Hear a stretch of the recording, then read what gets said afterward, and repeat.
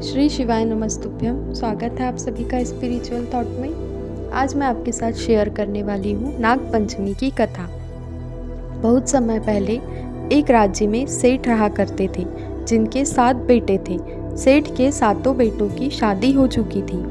सेठ की सबसे छोटी बहू बुद्धिमान और चरित्रवान थी। एक दिन बड़ी बहू घर की सभी बहुओं को मिट्टी लाने के लिए अपने साथ ले गई।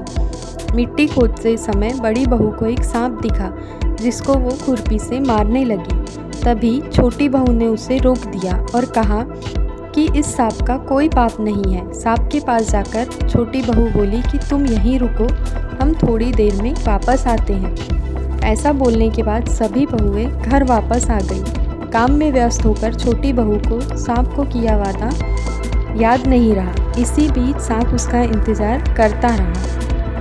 दूसरे दिन जब छोटी बहू को सांप से किया वादा याद आया तब वह भागी भागी उस सांप के पास गई। सांप के पास जाकर उसने उससे क्षमा मांगी और कहा कि भैया, मैं काम में व्यस्त होकर अपना वादा भूल गई थी। सांप ने कहा कि तुमने मुझे अपना भाई माना है, इसलिए मैं तुम्हें जाने दे रहा हूँ, वरना कोई और होता तो मैं उसे डस लेता।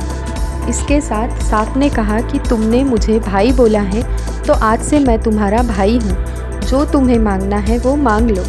तभी छोटी बहू ने कहा कि मेरा कोई भाई नहीं है, आज से आप मेरे भाई हैं। कुछ दिन बाद मनुष्य का रूप धारण करके सांप अपनी छोटी बहन को लेने आया।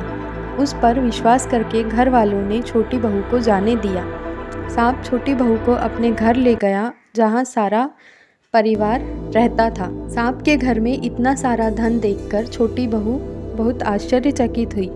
एक दिन सांप की माँ ने छोटी बहू को कहा कि अपने भाई को ठंडा दूध पिला देना, मगर छोटी बहू यह बात भूल गई और उसने सांप को गर्म दूध पिला दिया, जिसकी वजह से सांप का मुंह जल गया।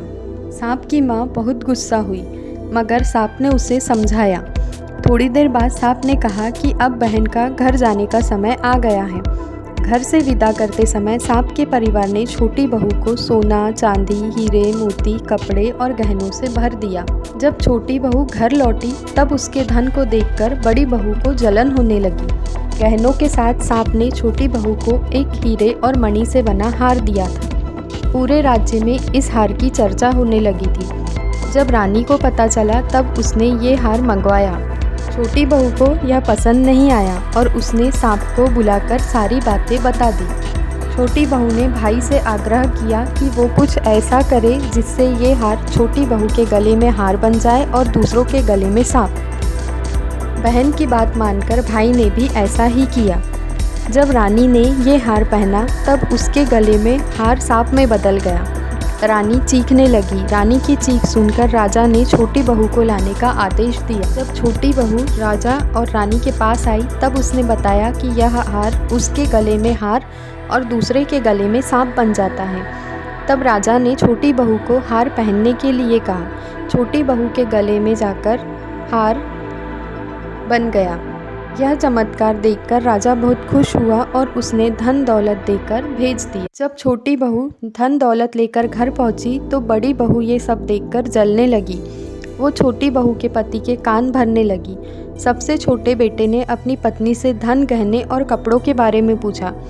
तब छोटी बहू सांप को याद करने लगी और उसके सामने सांप प्रकट हो गया। सांप ने अपनी बहन के पति से कहा कि अगर कोई भी उसकी बहन पर शक करेगा तो वह उसे डस लेगा।